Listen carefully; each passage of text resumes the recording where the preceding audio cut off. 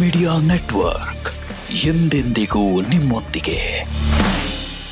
ಮನೆಯಲ್ಲಿ ಹಬ್ಬ, ಶುಭ ಸಮಾರಂಭಗಳು, ವ್ರತ ಪೂಜೆ ಇದ್ದಾಗ ಪೀರಿಯಡ್ಸ್ ಆದ್ರೆ ಪೂಜೆ ಮಾಡಬಹುದಾ ಅಥವಾ ಬೇಡವಾ ಅನ್ನೋ ರಹಸ್ಯ ಮಾಹಿತಿಯನ್ನ ಈ ವಿಡಿಯೋದಲ್ಲಿ ನಾನ್ ನಿಮ್ಗೆ ಹೇಳ್ತೀನಿ ನೋಡಿ. ಭಾರತವು ಸಂಪ್ರದಾಯಬದ್ಧವಾದ ನಾಡು. ಇಲ್ಲಿ ಜನರು ಹಲವಾರು ವರ್ಷಗಳಿಂದ ಹಲವಾರು ಆಚರಣೆಗಳನ್ನ ಪಾಲಿಸ್ತಾ ಬಂದಿದ್ದಾರೆ. ಕೆಲವನ್ನ ಮೂಢನಂಬಿಕೆ ಅಂತಾರೆ, ಇನ್ನು ಕೆಲವನ್ನ ಆಚರಣೆ ಅಂತ ಹೇಳಲಾಗುತ್ತೆ. ಅವುಗಳಲ್ಲಿ ಒಂದು ಮಹಿಳೆಯರ ಋತುಸ್ರಾವ. ಈ ಸಮಯದಲ್ಲಿ ಆಕೆ ಯಾವೆಲ್ಲ ನಿಯಮಗಳನ್ನ ಪಾಲಿಸಬೇಕು ಅನ್ನೋದನ್ನ ನಮ್ಮ ಪೂರ್ವಜರು ನೂರಾರು ವರ್ಷಗಳ ಹಿಂದಿನಿಂದಲೇ ನಿರ್ಧಾರ ಮಾಡಿ ಇಟ್ಟಿದ್ದಾರೆ. ಇನ್ನು ಮುಟ್ಟಿನ ಸಮಯದಲ್ಲಿ ಮಹಿಳೆಯರು ಪೂಜಾ ಕಾರ್ಯಗಳಲ್ಲಿ ಭಾಗವಹಿಸಬಾರದು ಅನ್ನೋ ನಿಯಮ ಕೂಡ ಇದೆ. ಆದ್ರೆ ನಿಜವಾಗಿಯೂ ಪೂಜಾ ಕಾರ್ಯಗಳಲ್ಲಿ ಭಾಗವಹಿಸುವುದು ತಪ್ಪೇ? ಇದರಿಂದ ಏನಾಗುತ್ತೆ ಅನ್ನೋದನ್ನ ನೋಡೋಣ. ಈಗಲೇ ಈ ವಿಡಿಯೋಗೆ ಒಂದು ಲೈಕ್ ಕೊಡಿ. ವಿಡಿಯೋ ಕೆಳಗಡೆ ಓಂ ನಮೋ ಭಗವತೆ ವಾಸುದೇವಾಯ ಅಂತ ಕಮೆಂಟ್ ಮಾಡಿ ಮತ್ತು ಈ ವಿಡಿಯೋ ಕೆಳಗಡೆ ಇರೋ ಜಾಯಿನ್ ಬಟನ್ ಅನ್ನ ಒತ್ತೋದಕ್ಕೆ ಮರಿಬೇಡಿ. ಸಮಯದಲ್ಲಿ ಮಹಿಳೆಯರಿಗೆ ಅನೇಕ ನಿಯಮಗಳನ್ನ ರೂಪಿಸಿಕೊಟ್ಟಿದೆ. ಮಹಿಳೆಯರು ತಮ್ಮ ಮುಟ್ಟಿನ ಸಮಯದಲ್ಲಿ ಹಲವಾರು ನಿಯಮಗಳನ್ನ ಪಾಲಿಸಬೇಕಾಗಿ ಬರುತ್ತೆ. ಈ ಸಮಯದಲ್ಲಿ ಅವರು ಉಪ್ಪಿನಕಾಯಿ ಮುಟ್ಟೋದನ್ನ ನಿಷೇಧಿಸಲಾಗಿದೆ. ಒಂದು ವೇಳೆ ಉಪ್ಪಿನಕಾಯನ್ನ ಮುಟ್ಟಿದ್ರು ಅಂತ ಇಟ್ಕೊಳ್ಳಿ, ಅದರಿಂದ ಉಪ್ಪಿನಕಾಯಿ ಹಾಳಾಗುತ್ತೆ ಅಂತ ಹೇಳಲಾಗುತ್ತೆ. ಇನ್ನು ಕೆಲವು ಸ್ಥಳಗಳಲ್ಲಿ ಅಡುಗೆ ಮನೆಯಲ್ಲಿ ಅಡುಗೆ ಮಾಡುವುದು ಸಹ ನಿಷೇಧಿಸಲಾಗಿದೆ. ಅಷ್ಟೇ ಯಾಕೆ, ಮಹಿಳೆಯರು ತಮ್ಮ ಮುಟ್ಟಿನ ಸಮಯದಲ್ಲಿ ಕೆಲವೊಂದು ಆಚರಣೆಗಳನ್ನ ಮಾಡುವುದನ್ನು ಹಾಗೂ ದೇವಾಲಯಗಳಿಗೆ ಭೇಟಿ ನೀಡೋದನ್ನ ಸಹ ನಿಷೇಧಿಸಲಾಗಿದೆ. ಇಂಥ ನಿಯಮಗಳು ಹೆಚ್ಚಾಗಿ ಪ್ರಶ್ನೆಯನ್ನ ಹುಟ್ಟುಹಾಕತ್ತೆ. ಸ್ತ್ರೀಯರಿಗೆ ಇನ್ನೊಂದು ಜೀವವನ್ನು ಸೃಷ್ಟಿಸಲು ಅಧಿಕಾರ ನೀಡೋ ಶಕ್ತಿಯೇ ಋತುಸ್ರಾವ. ಈ ಶಕ್ತಿಯನ್ನೇ ಅಶುದ್ಧ ಎಂದು ಯಾಕೆ ಪರಿಗಣಿಸಲಾಗುತ್ತೆ ಹೇಳಿ? ಇದು ಖಂಡಿತ ತಪ್ಪು. ಒಂದು ವೇಳೆ ಮಹಿಳೆ ಭಕ್ತಿಯಿಂದ ಉಪವಾಸ ವ್ರತವನ್ನ ಆಚರಿಸ್ತಾ ಇದ್ರೆ ಅಂಥ ಸಂದರ್ಭದಲ್ಲಿ ಇದ್ದಕ್ಕಿದ್ದಂತೆ ಮುಟ್ಟಾದ್ರು ಅಂತ ಇಟ್ಕೊಳ್ಳಿ, ಆಗ ಏನ್ ಮಾಡ್ಬೇಕು? ಅಂಥ ಪರಿಸ್ಥಿತಿಯಲ್ಲಿ ವ್ರತವನ್ನ ಬಿಡ್ಬೇಕೆ? ಈ ಪ್ರಶ್ನೆಗಳು ನಿಮ್ಮನ್ನ ಕಾಡ್ತಾ ಇದ್ರೆ ನಿಮ್ಮ ಎಲ್ಲಾ ಪ್ರಶ್ನೆಗಳಿಗೆ ಉತ್ತರ ಇಲ್ಲಿದೆ. ಪ್ರಾಚೀನ ಕಾಲದಲ್ಲಿ ಹುಟ್ಟಿಕೊಂಡ ಪ್ರತಿಯೊಂದು ನಂಬಿಕೆಗೂ ಕೆಲವು ವೈಜ್ಞಾನಿಕ ಆಧಾರವಿತ್ತು. ಆದ್ರೆ ಈ ನಂಬಿಕೆಯನ್ನ ಸರಿಯಾಗಿ ಅರ್ಥ ಮಾಡಿಕೊಳ್ಳಲಾಗಲಿಲ್ಲ ಅಥವಾ ಜನರಿಗೆ ಅದನ್ನ ಸರಿಯಾಗಿ ವಿವರಿಸುವ ಕೆಲಸ ಕೂಡ ಆಗಿಲ್ಲ. ಆದ್ರಿಂದ ಅದು ಮೂಢನಂಬಿಕೆಯಾಗಿ ಬೆಳೆದು ಇಂದು ಮುಟ್ಟಾಗುವುದು ಅಂದ್ರೆ ಅದು ಅಶುದ್ಧ ಎನ್ನುವಷ್ಟರ ಮಟ್ಟಿಗೆ ಜನರು ನಂಬಿಬಿಟ್ಟಿದ್ದಾರೆ. ಆದ್ರೆ ಮುಟ್ಟಿನ ಸಮಯದಲ್ಲಿ ಪೂಜೆಯನ್ನ ಮಾಡದಿರಲು ಕಾರಣವೆಂದ್ರೆ ಪ್ರಾಚೀನ ಕಾಲದಲ್ಲಿ ಮಂತ್ರಗಳನ್ನ ಪಠಿಸದೆ ಪೂಜೆ ವಿಧಿ ಅಪೂರ್ಣವಾಗುತ್ತಿತ್ತು.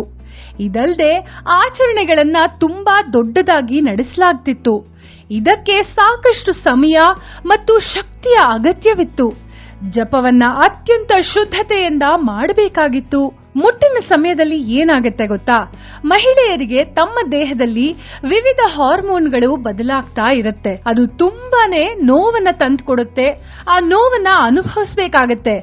ಜೊತೆಗೆ ವಿಪರೀತ ಆಯಾಸ ಕೂಡ ಆಗತ್ತೆ.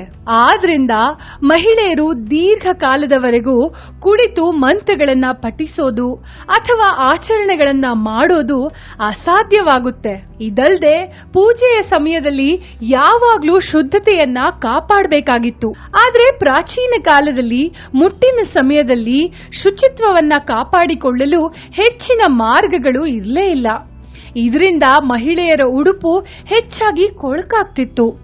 ಮಹಿಳೆಯರಿಗೆ ಸೌಕರ್ಯವನ್ನ ಒದಗಿಸಲು ಅವರು ತಮ್ಮ ಮುಟ್ಟಿನ ಸಮಯದಲ್ಲಿ ಪೂಜೆ ಮೊದಲಾದ ಕಾರ್ಯಗಳಲ್ಲಿ ಭಾಗವಹಿಸಬೇಕಾದ್ರೆ ತಮ್ಮ ಆರೋಗ್ಯದ ಕಡೆಗೆ ಗಮನ ಹರಿಸಲು ಸೂಚಿಸಲಾಗ್ತಿತ್ತು. ಆದ್ರಿಂದ ಅವರಿಗೆ ವಾಸಿಸಲು ಪ್ರತ್ಯೇಕ ಕೊಠಡಿ ಜೊತೆಗೆ ಸ್ಥಳವನ್ನ ಸಹ ನೀಡಲಾಗುತ್ತಿತ್ತು. ಹಾಸಿಗೆ ಕೊಳಕಾಗದಂತೆ ತಡೆಯಲು ಮಹಿಳೆಯರು ನೆಲದ ಮೇಲೆ ತಮ್ಮದೇ ಆದ ಚಾಪೆಗಳ ಮೇಲೆ ಮಲಗಬೇಕಾಗಿತ್ತು. ಆದ್ರೆ ಅವರು ಮಾನಸಿಕವಾಗಿ ಪೂಜೆ ಮತ್ತು ಜಪವನ್ನ ಯಾವಾಗ್ಲೂ ಮಾಡ್ತಿದ್ರು. ಕಾಲ ಕಳೆದಂತೆ ಜನರು ಈ ಪದ್ಧತಿಯನ್ನ ಹಿಂದಿನ ಕಾರಣಗಳನ್ನ ಅರ್ಥ ಮಾಡಿಕೊಳ್ಳಲು ವಿಫಲರಾಗಿ ಅದನ್ನ ಒಂದು ಸಂಪ್ರದಾಯದಂತೆ ಪಾಲಿಸಿಕೊಂಡು ಬಂದ್ರು. ಇಂದಿನ ಕಾಲದಲ್ಲಿ ಮುಟ್ಟಿನ ಸಮಯದಲ್ಲಿ ಸ್ವಚ್ಛತೆ ಮತ್ತು ಶಕ್ತಿ ಎರಡನ್ನೂ ಕಾಪಾಡಿಕೊಳ್ಳಲು ಹಲವು ಮಾರ್ಗಗಳಿವೆ. ಆದ್ರಿಂದ ಕಾರಣಗಳನ್ನ ಅರ್ಥ ಮಾಡಿಕೊಳ್ಳುವುದು ಅತ್ಯಗತ್ಯ. ಇವಾಗ ನೀವು ಪೂಜೆ ಅಥವಾ ವ್ರತದ ಸಮಯದಲ್ಲಿ ಪೀರಿಯಡ್ಸ್ ಆದ್ರೆ ಅವಾಗ ಏನ್ ಮಾಡೋದು ಅನ್ನೋದನ್ನ ಇವತ್ತಿನ ವಿಡಿಯೋದಲ್ಲಿ ತಿಳಿಸ್ತೇವೆ. ಅದಕ್ಕಾಗಿ ವಿಡಿಯೋ ಪೂರ್ತಿಯಾಗಿ ನೋಡಿ. ನೀವು ವ್ರತವನ್ನ ಮಾಡ್ತಿದ್ರೆ ನಿಮ್ಮ ಮುಟ್ಟಿನ ಸಮಯದಲ್ಲಿಯೂ ಸಹ ದೇವರ ಮೇಲಿನ ನಿಮ್ಮ ನಂಬಿಕೆ ಕಡಿಮೆಯಾಗೋದಿಲ್ಲ. ದೇವರ ಮೇಲಿನ ನಂಬಿಕೆ ತುಂಬಾ ಮುಖ್ಯ. ಭಗವಂತ ಮಾನಸಿಕ ಶುದ್ಧತೆಯನ್ನ ಗಮನಿಸ್ತಾನೆ, ಶಾರೀರಿಕ ಶುದ್ಧತೆ ನಂತರ ಬರುತ್ತೆ. ಹಾಗಾಗಿ ವ್ರತದ ಮಧ್ಯೆ ಮುಟ್ಟಾದ್ರೆ ಆ ಸಮಯದಲ್ಲಿ ವ್ರತವನ್ನ ಮುಂದುವರಿಸಿಕೊಂಡು ಹೋಗಬಹುದು. ಇನ್ನು ವ್ರತದ ಸಮಯದಲ್ಲಿ ವಿಶೇಷ ಪೂಜೆ ಮಾಡಲು ನೀವು ನಿರ್ಧಾರ ಮಾಡಿದ್ರೆ ಅದೇ ಸಮಯಕ್ಕೆ ನೀವು ಮಾಸಿಕ ಧರ್ಮವಾದ್ರೆ ಅಂಥ ಸಂದರ್ಭದಲ್ಲಿ ದೂರದಲ್ಲಿ ಕುಳಿತು ಆಚರಣೆಯಲ್ಲಿ ಪಾಲ್ಗೊಳ್ಳಿ. ಇನ್ನೊಬ್ಬರಿಂದ ಪೂಜೆಯನ್ನ ಮಾಡಿಸಿ. ನೀವು ಭಕ್ತಿಯಿಂದ ಮನಸ್ಸಿನಲ್ಲಿ ಪೂಜೆಯನ್ನ ಮಾಡಿ. ನೀವು ಪೀರಿಯಡ್ ಸಮಯದಲ್ಲಿ ವ್ರತದ ಎಲ್ಲಾ ನಿಯಮಗಳನ್ನ ಅನುಸರಿಸಿ. ಅದರಲ್ಲಿ ತಪ್ಪೇನೂ ಇಲ್ಲ. ದೇವರ ಮಂತ್ರವನ್ನ ಜಪಿಸಲೂಬಹುದು. ಆದ್ರೆ ವಿಶಿಷ್ಟವಾದ ಕೆಲವೊಂದು ಪ್ರಾರ್ಥನೆ ಮಂತ್ರಗಳನ್ನ ಭಜಿಸುವ ಯೋಚನೆ ಇದ್ರೆ ನೀವು ನಿಮ್ಮ ಮೊಬೈಲ್ನಲ್ಲಿ ಆ ಪ್ರಾರ್ಥನೆಯನ್ನ ಇಟ್ಟು ಕೇಳಬಹುದು. ಮತ್ತು ನೀವು ಧ್ಯಾನ ಮಾಡುತ್ತಾ ಭಗವಂತನ ಧ್ಯಾನದಲ್ಲಿ ಮಗ್ನರಾಗಿ ನೀವು ಮನಸ್ಸಿನಿಂದ ದೇವರ ಧ್ಯಾನ ಮಾಡಿದ್ರೆ ಖಂಡಿತವಾಗಿಯೂ ದೇವರ ಆಶೀರ್ವಾದ ನಿಮ್ಮ ಮೇಲಿರುತ್ತೆ. ಆದ್ರೆ ಮುಖ್ಯವಾಗಿ ಪೀರಿಯಡ್ ಸಮಯದಲ್ಲಿ ಉತ್ತಮ ನೈರ್ಮಲ್ಯ ಕಾಪಾಡಿಕೊಳ್ಳುವುದು ತುಂಬಾ ಮುಖ್ಯ. ಹಾಗಾಗಿ ವ್ರತ ಆಚರಣೆಗಳನ್ನ ಮಾಡುವ ಮುನ್ನ ಸ್ನಾನ ಮಾಡಿ ಶುದ್ಧವಾದ ಸ್ವಚ್ಛ ಬಟ್ಟೆಗಳನ್ನ ಧರಿಸಿಕೊಂಡು ಅದನ್ನ ಪಾಲಿಸೋದು ತುಂಬಾ ಮುಖ್ಯ.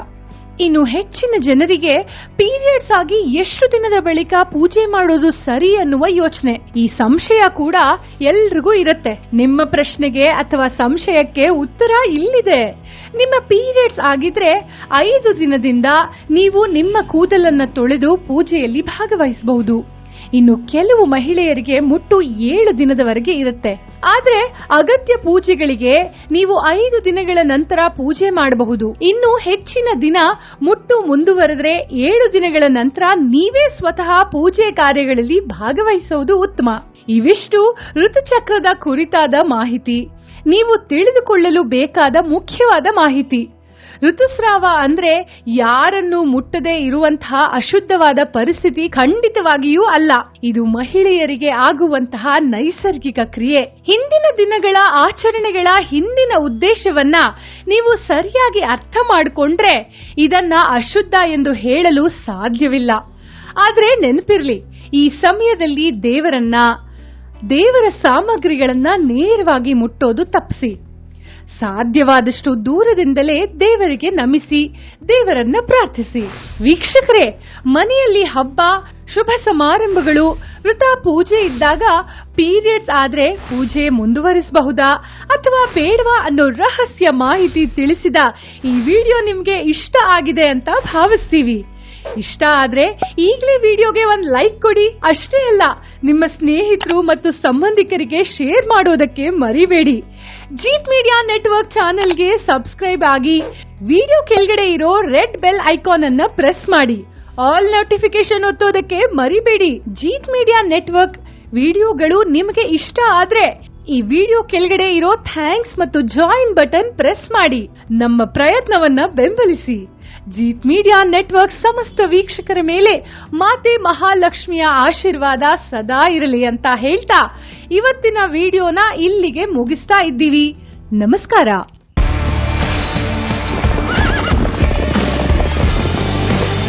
ಜೀತ್ ಮೀಡಿಯಾ ನೆಟ್ವರ್ಕ್ ಎಂದೆಂದಿಗೂ ನಿಮ್ಮೊಂದಿಗೆ.